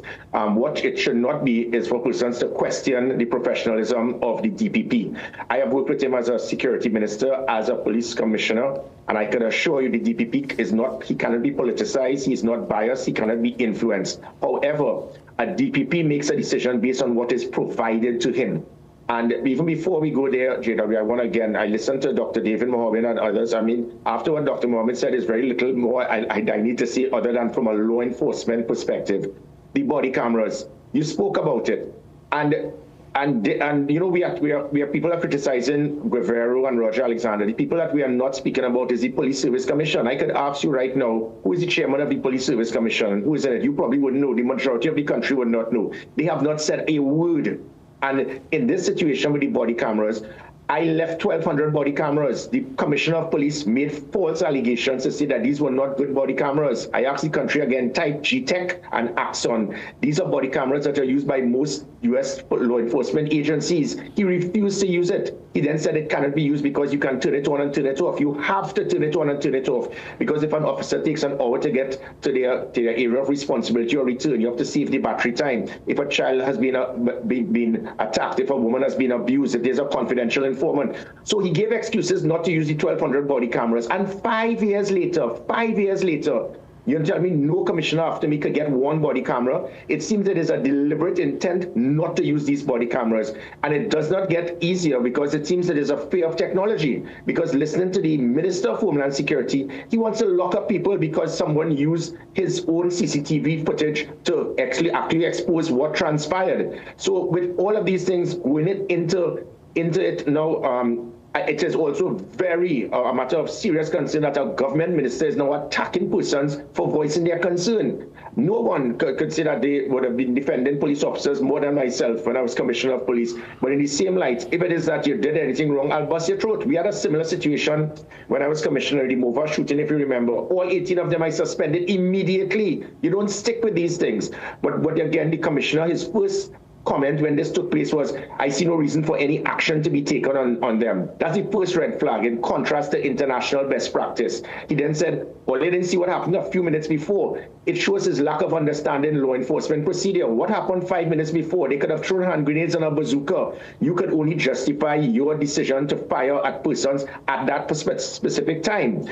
We can go look at the fact that, again, as I said, she was held, and from what I've been told and advised, for 6 days she was not questioned. For 3 months, she was told after 3 months that she was now a person of interest, then told about a firearm. No gunpowder residue was done on her. No fingerprint testing was done on her. You're looking at why it is you would have allowed her to leave the country. And there's a state of emergency. People are being held. If it is that your hairstyle too long, and something like this, somebody shot at police officers, you didn't keep her incarcerated. And then when you look at minimum use of force, you see a police officer, it seemed that he had a stoppage. He put his automatic weapon down. Seconds passed, the persons were neutralized, and then he continued firing. That alone is a charge. And then finally, when you speak about the police officers, the basic training, JW, is that if it is persons are firing at you, you have to go for cover from view, cover from fire. You don't go out like it's only in a Rambo movie, what I saw with those 3 officers. You can't tell me people are firing at you and you're staying out in the open and continuing to fire. And finally, looking at the people are speaking about the glass that was shattered. If anyone knows anything about with ballistic testing, you fire weapons from outside into a vehicle and vice versa. Glass will go in and out. So this thing on slow motion showing the glass, the fragmentation coming outside, it means that the person shot from inside the vehicle. That is not true. My final point has to do with that. If it is that did you look at how she was shot? If she was in a crouch position with her back turned to the police officer, she would be hitting her back, which is conducive to the shots that she got. If she was firing at the police officers, it would be a frontal hit. So there are many things, and all that I'm stating with all of this is that questions just need to be answered. It is not to say that she is innocent or guilty or vice versa, but in the absence of the Commissioner of Police not clarifying this, and I finally have to add, to make it worse, the most dangerous thing is giving an ignorant person authority. We have a situation where persons came forward and they wanted to voice their concern, their hurt. You go outside the police admin building and you disperse them, you scatter them with the audacity to state that it is based on a threat to national security. Really? I had a similar situation as commissioner where persons were outside the Havana opposite the U.S. Embassy during the Black Lives Matter. And I could have easily done the same thing. But there are times if you are experienced as a commissioner, you need to have that element of flexibility. This person, that crowd, just showed arrogance that I don't want you all to bad talk me, so I will go and deal with you. Those things cannot help in trying to build public trust and confidence in the police service. So you mentioned the GTAC and Axon, and I went on Google, and it says here, GTAC and Axon are two of the leading developers of rugged, highly connected body-worn cameras used in public safety, enterprise, and frontline operations. My question to you, where are these said cameras, the ones you purchased, and more so, do you believe these body cameras are not being used to keep, and I would have mentioned the same thing to Dr. Mohammed if you notice, and I'm going to ask you to get your perspective. Is it that these cameras are not being worn intentionally to keep the gray areas gray? So it's a two-part. Where are the cameras and why? Based on all what's going on and the fact that everyone is asking for accountability and transparency, today, the 25th of May, 2026, we're not hearing anything about these body cameras being implemented in the immediate future. Right, Firstly, where are the cameras? Then some box somewhere in a room? Where are the cameras? Yeah, they're in boxes in St. James Barracks, the training academy. As soon as I left old McDonald, Jacob, and others, they recalled all. So I got you don't need more than 1,000 body cameras for 7,000 police officers, because no more than about 800 on active duty at any one time. So what I did is that we had about 100 odd stations, which is actually more than New York City, that deals with 8 million people, 8 times more than Trinidad and Tobago, but that's a story by itself. And I placed about 8 body cameras in every single station. You don't have more than 8 police officers in a station patrolling at any one time. And the other 300-400 would have been given to the task force, the front line, the IATF, the GB, so on and so forth. That was enough. It was a standard operational procedure, a standing order I made it mandatory. You don't wear a body camera, I'll bust your throat, I'll suspend you. They must wear it. When they return, it is handed over, and then we had a team that was doing the research. Not police officers that Guevara wants, because police can't monitor police in these things. We had making sure that we could extract, and this is also to be done to protect police officers. You know, the lady in the towel who always bawling, "Oh, you're too wicked." That is to protect police officers when wrongfully accused. Listen to what you just said by doing the research. This has shown that the Commissioner of Police made a false and misleading statement to the public when he said those body cameras were not good. By that alone, the Police Service Commission should have him suspended because he misled the country. So the body cameras are exactly what is required, and they decided to move it. And even if you don't like it because there was a Gary Griffith plan, let us remove SORT, the gender-based violence unit, the police marine branch, the emergency response patrol, everything. But if it is you want to not use it because I acquired it, I got those body cameras in 2 months. As soon as I got the funds by reducing $100 million in overtime corruption, I got the funds. And in 2 months, I got 1,000 body cameras. You are telling me 5 years later, you can't get one body camera, but you're so excited and blowing trumpets because you get speed guns, which is all well and good. But so it shows there's a lack of logic in 21st century policing by both Guevara and Roger Alexander, because he's speaking about the body cameras can't be used to help the public in understanding. Of course it can. Police officers, you can show the body to show, look at it from another angle to show that Ms. Seeley did shoot at the police officers. This could have assisted the police officers in justifying their cause, but it was not used because they do not see the value of implementing body cameras. Because this type of attitude of police have to protect police, it has to stop. And let me add, this is no way for anyone in the public to believe that we must not trust the police service. 7,000 of the 7,500 police officers were in the police service up until 2020. In 2020, public trust and confidence in the police service was the highest among all arms of the public sector. It was almost 60%. Now it is probably less than 5%. These are the same police officers. The difference is leadership and management. I mean, you obviously, I know you were very vocal about the recommendation to increase the TTPS from the 7,000 population to about 10,000 plus. You went on well, I would imagine you went to the public domain to basically rebuke or refute that particular recommendation, and I want to give you a chance to elaborate on that and also touch on that word you mentioned there, the logic, the transparency, discretion, being able to read the room. And I wonder if that was lost. Yes, we know the DPP is a man of incredible integrity. However, if one was to understand the nation, understand what everybody would have seen via the footage, right? If you were able to read the room, you must know by putting that out there in the public domain without any further clarification, it would have caused this particular uproar. So let's treat with that first, and then later on I'll give you a chance to expand on why you think increasing the numbers doesn't make sense at this point in time. So let's deal with reading the room. Did the DPP and others read the room, obviously, No, the DPP is not.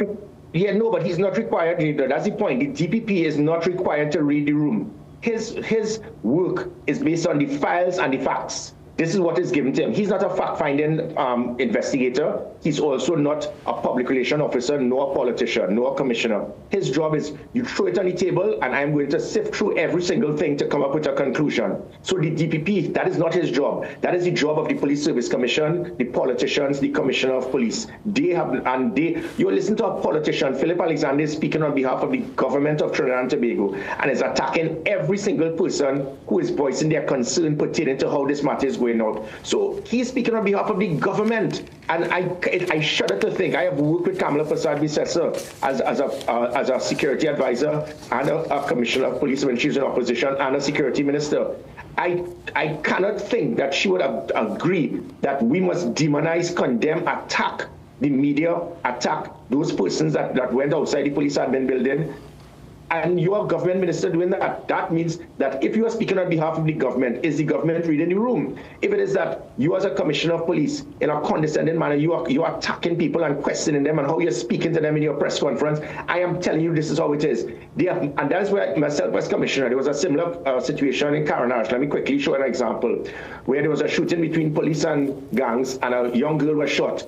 I had to read the room. I couldn't just say, well, listen, the police, we know that the man shot the girl and talked on. No. I did a drawing. Every Wednesday at my press conference. That press conference, I showed the drawing of the gang members who were higher up the hill. The police officers were lower down the hill, and the girl was shot a street behind where the police officers took evasive action. The officer was shot in his vest, it saved them. So, and we showed the bullet. That is what you do. So I was able to bring data to show the police did not shoot that girl. It was collateral damage from a gang member shooting at the police and missed and hit the girl. That is what you do. But the commissioner of police, he doesn't want to. He must explain, why did you use gunpowder residue to test her hand? Why didn't you check her fingerprints and then see her fingerprints is conducive to that of the weapon? Why did you release her after 6 days? Why didn't you question her? Why did you tell her after 3 months that you found a firearm? Why did you allow her to leave the country? How could you explain police officers being in the open whilst they claim that someone was shooting at them? How it is that after the shooting ended, several seconds later, a police officer will take down his firearm, take out another firearm, and continue shooting? All of these things he has to explain, and he's not reading the room. As it pertains to, and again, with the Police Service Commission, they have, you people know, Blissy Prasad, Juliet Jones. The Police Service Commission at least once a month will make a comment. We have a commissioner of police who has a three-point crime plan: state of emergency, and if that doesn't work, a state of emergency. His second crime plan now is I need more numbers. We do not need to enhance quantity. We need to increase quality. Because the social welfare president, he is in compliance. He says he welcomes the new numbers, and there are many citizens, honestly, Gary, the reality is many Trinbagonians, they want to see officers by the corner doing patrols. They feel a sense of security once there's that visibility. What do you say to those? Right, and but it's the same welfare head that also foolishly said he agreed with the commissioner when the shooting took place and he saw no need for any action to be taken. So you realize anything the commissioner says, he agrees to.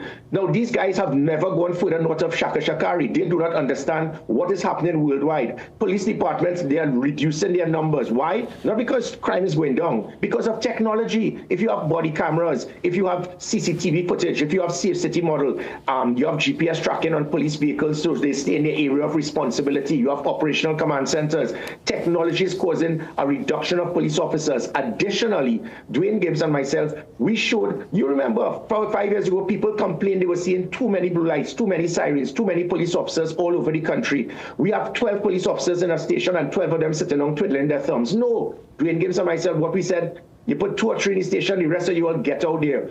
So and we did that. That's why you had the emergency response patrol, the rapid response unit, the highway patrol. We had everywhere you turn. We had GPS tracking on vehicles. You had less than a 5-minute response. So the numbers were there. So we have more police officers in relation to population density more than most countries in the world. So and how it is that these numbers were more than adequate in 2018 to 2021? How come they were more than adequate in 2013 to 2015? So it is how you manage it. And if you manage it, you will be able to get the number of police officers that the country needs to see.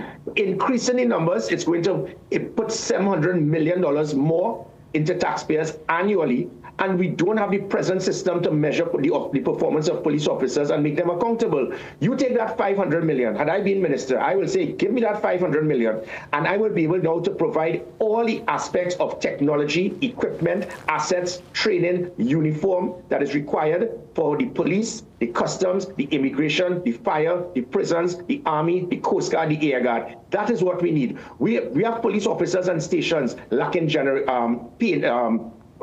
computers, lacking in weapons. They don't have bulletproof vests, vehicles breaking down.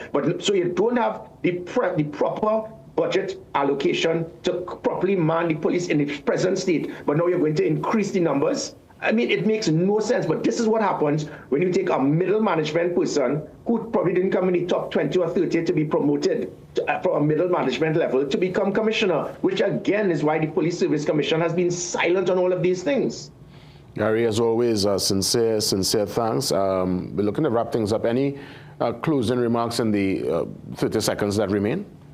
Yeah, I ask the country, I plead with you, there's nothing that I will do to affect the image of the Trans-Bago Police Service. When I arrived, it was 14%. I left it at 60%. I would like to see it get back there. Now it is the lowest ever. And I ask the public needs to not just target Guerrero. Guerrero didn't put himself there. It was a Police Service Commission.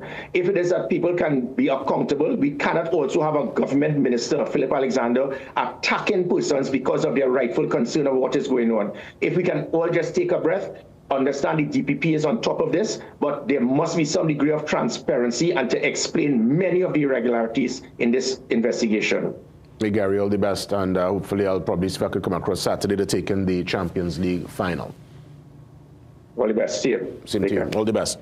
That's Gary Griffith, the former Commissioner of Police, giving some perspective on this topic and this particular point that is really a major part of the public contemplation and public discourse. Very, very impactful program this morning. We're going to move now into the realm of finance and business, and we welcome the NCB team, and they're coming to touch base on the West Indian Traders Limited initial public offering. Very important discussion up next.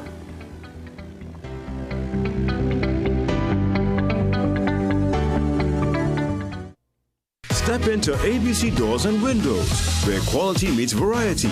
Discover premium wooden, steel panel, fiberglass, and steel security doors alongside aluminum, UPVC, and steel windows designed for strength and durability. At ABC, we're always a better choice, delivering products built to last and service you can rely on. Visit our showroom at 1 Chanka Trace, El Socorro South, or call 638-7184 to make your dream home a reality. Things don't always go as expected. Be ready with Trinry for auto, home, business and group life. Call us at 800 TRIN or visit trinry.com today. Huge insurance premium. Pay your premiums bit by bit with FlexiPay from Trinry. For more manageable auto, home and commercial insurance payments, call us at 800 TRIN or visit trinry.com today. Trinry. Premier insurance coverage for less.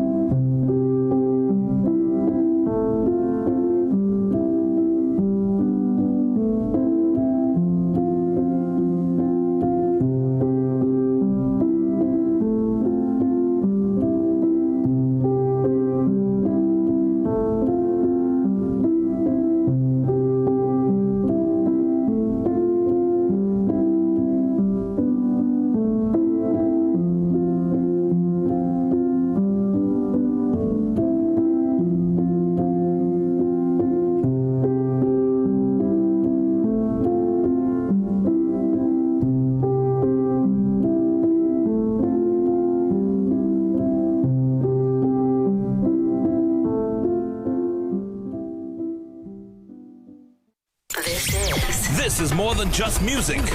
This is where you find the best of TNT. This is more than just a vibe. This is where Bollywood gets a twist.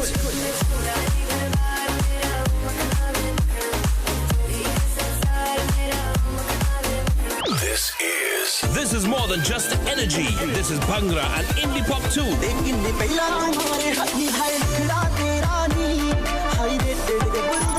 This is the mix. This is the life. Lock on or log on now. Sangeet 106.1 FM. This is authentic East Indian radio. This is us. Get the story first. Want to know what's happening in news, sports, or crime? Get the CNC3 app. As the story breaks, CNC3 is there giving you the story first on your mobile device. Be connected to the most trusted and reliable news source, CNC3. Access your world with just a tap. The CNC3 app. Download it today.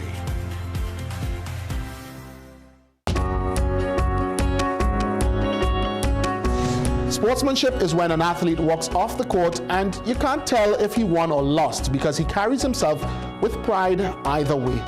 This quote is an embodiment of sport, and for me, sport is an embodiment of life. We are where you are.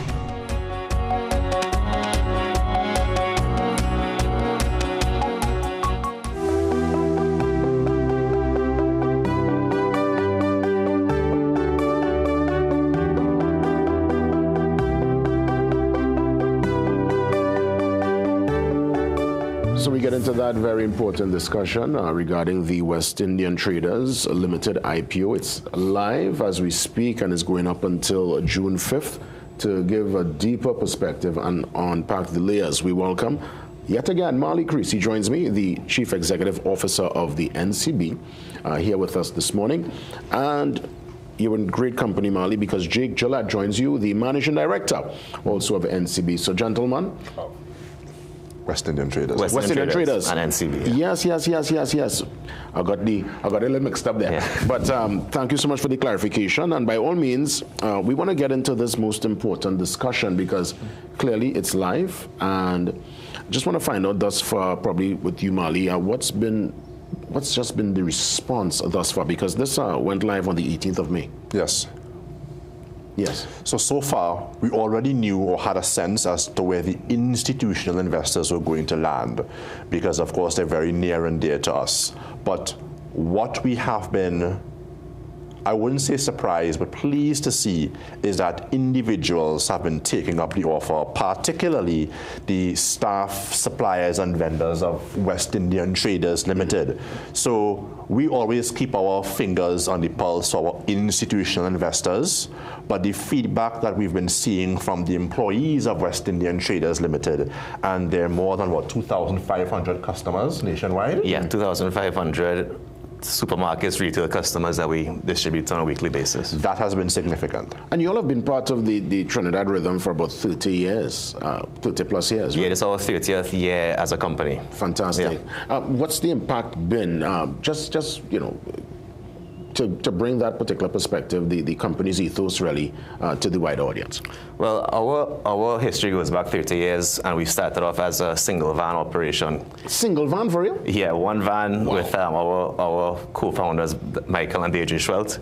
One van going across the nation. And so why we ended up or reached the 2,500 customers is that target of hitting every single customer in the country, every mom and pop shop, every retail outlet, every possible area we could go to.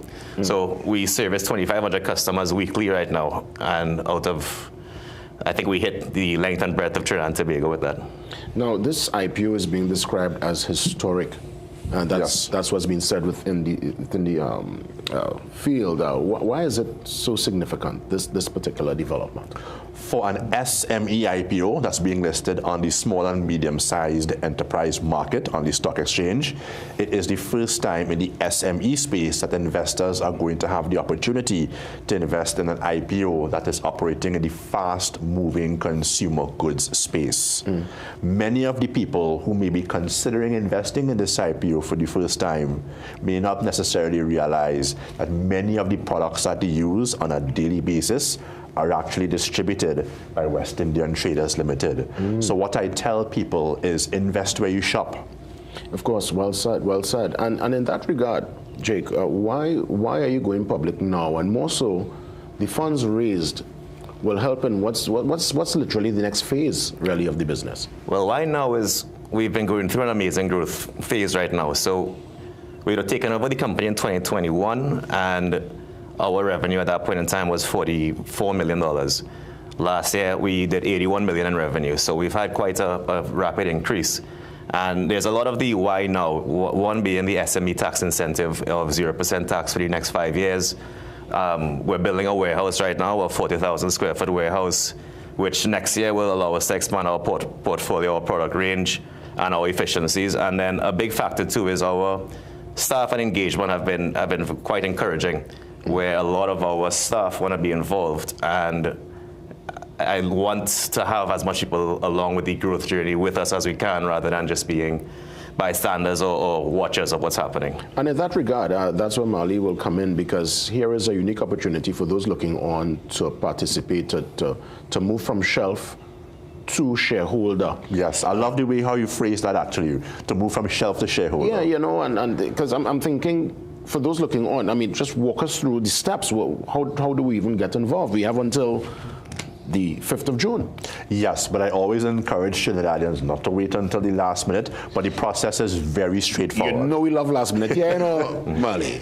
You go to www.goipo, that's GOIPO.jncb.com. If you are already a brokerage account holder in Trinidad and Tobago, all you have to do is subscribe. If it is you are a first-time investor, and we love first-time investors, you can not only subscribe to the IPO via our Go IPO platform, you can also create your account online. So you can apply for the opening of a brokerage account, and the process is completely online. Again, it's www.goipo.jncb.com. It is $2 per share. The minimum number of shares to subscribe is 50 shares. That means that you can own a piece of a historic company that has top-tier growth for as little as 100 TT. And again, not because we like last minute means we need to log in last minute for this. I would say, please don't wait until 3:59 p.m. on the 5th of June. Yeah, do yourself that. This is a chance, again, as we said, to move from shelf to shareholder. That's right. You would have mentioned, Jake, in terms of the warehouse, some of the growth.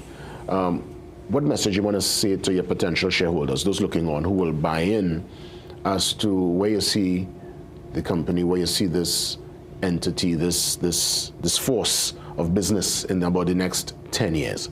Well, we're on a good track right now. We have an excellent team. We have great management, great staff, and an excellent team. And our growth, as I said, has been quite phenomenal.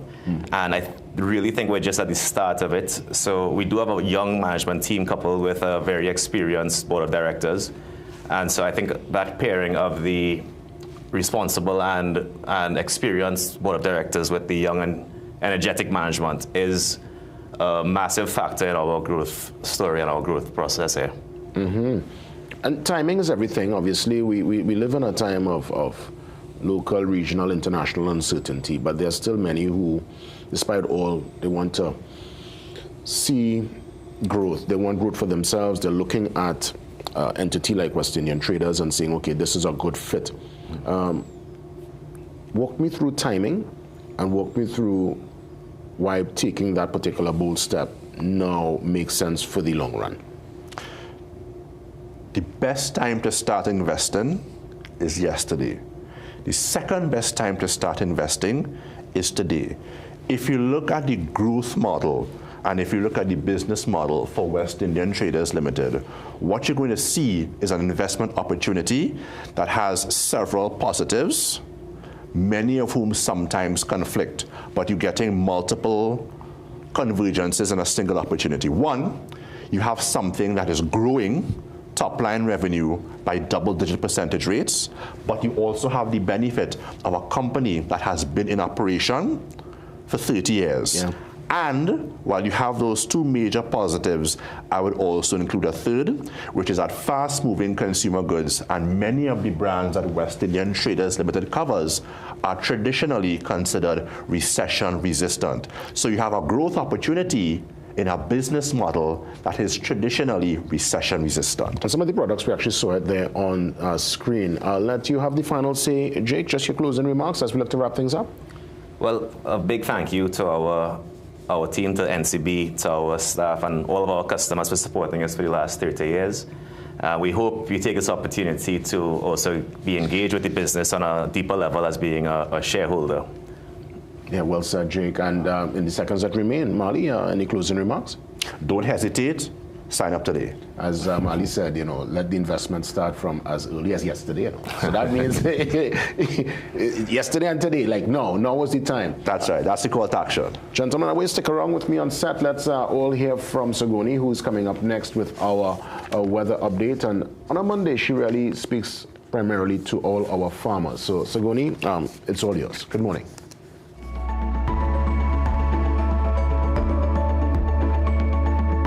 Good morning, farmers. I'm Sigoni Mohammed, and here's your farmers forecast for the week ahead.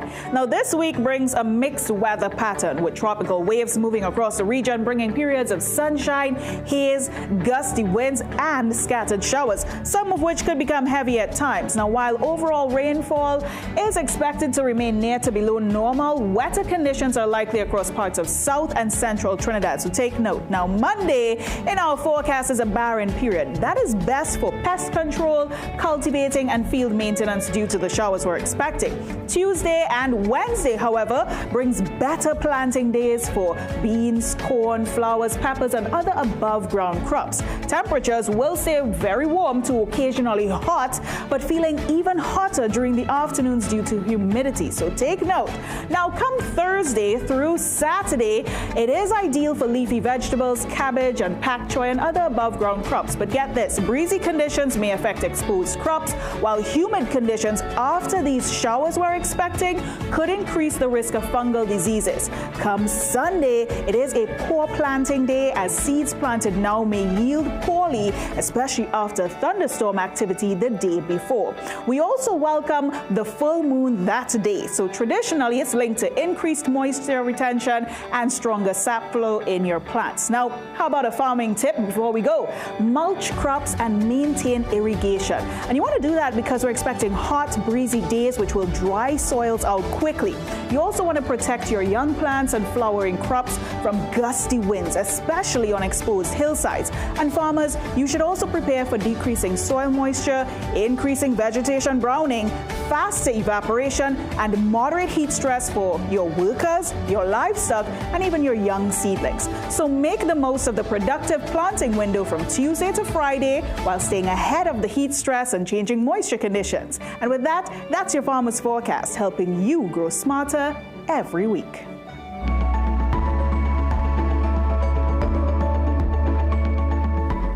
So farmers, you could never say Sagoni got you on any back burner. She keeps you top of mind, and every single Monday you get your Farmer's Almanac. So Sagoni, I want to thank you for the tremendous work and for speaking directly to our farmers.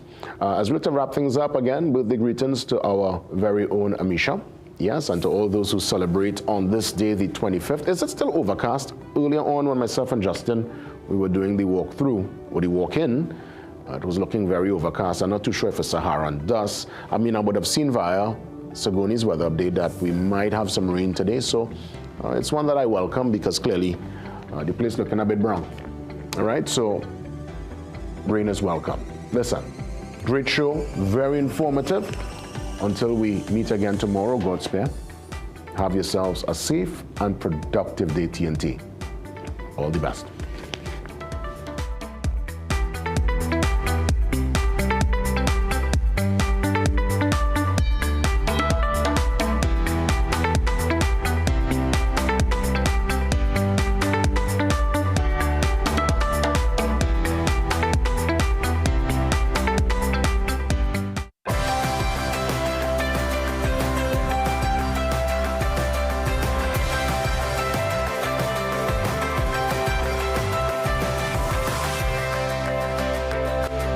watching CNC3. As an affiliate of CNN International, we now join their current programming. That experience and know what it will feel like to go into another World Cup.